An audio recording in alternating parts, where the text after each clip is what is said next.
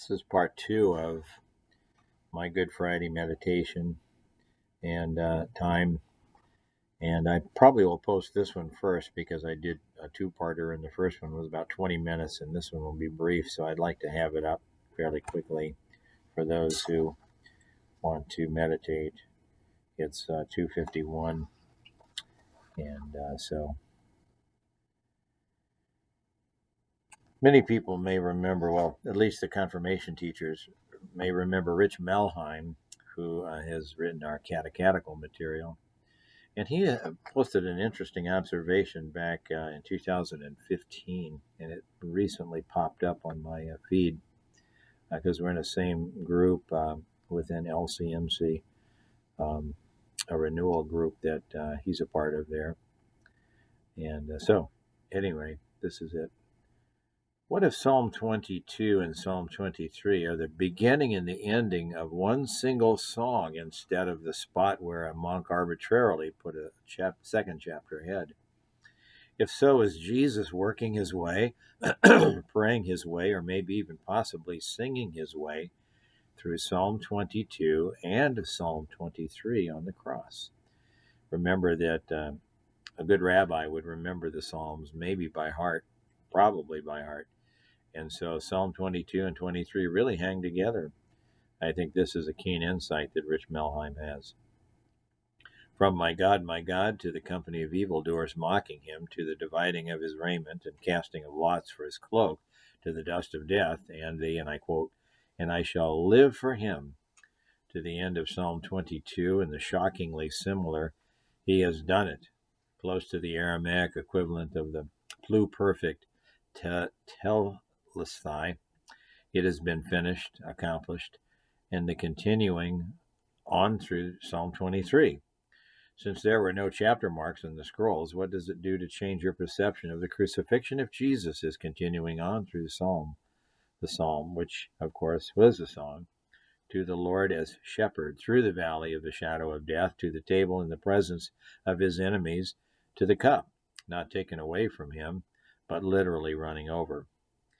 Maybe the tetelesthai, it is finished, was one of his last words, or maybe as he ebbed in and out of consciousness and his lifeblood was literally dripping away, he was singing to the end of the full psalm's thought, to the dwelling in the house of the Lord forever. He goes on to write, this is his own testimony, when I had my heart incident, I found myself quietly singing hymns in my head in and out of sleep and consciousness, hymns of hope and comfort, hymns of peace, and it is well with my soul. And guess what? The music helped me believe that, in fact, it was.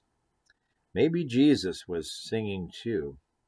After all, the Psalms were most assuredly psalms and songs. Rich Melheim. I may share this again on Sunday because there will be a larger contingent of people who have not heard that than those of you who are faithful who've tuned into these videos. O sacred head now wounded, with grief and shame weighed down, now scornfully surrounded, with thorns thine only crown. O sacred head, what glory, what bliss till now is thine, yet though despised and gory, I joy to call thee mine. How pale thou art with anguish, with sore abuse and scorn, how does thy face now languish, which once was bright as morn? Thy grief and bitter passion were all for sinners' gain. Mine was the transgression, but thine the deadly pain. What language shall I borrow to thank thee, dearest friend? For this thy dying sorrow, thy pity without end, oh, make me thine forever. And should I fainting be, Lord, let me never, never outlive my love for thee.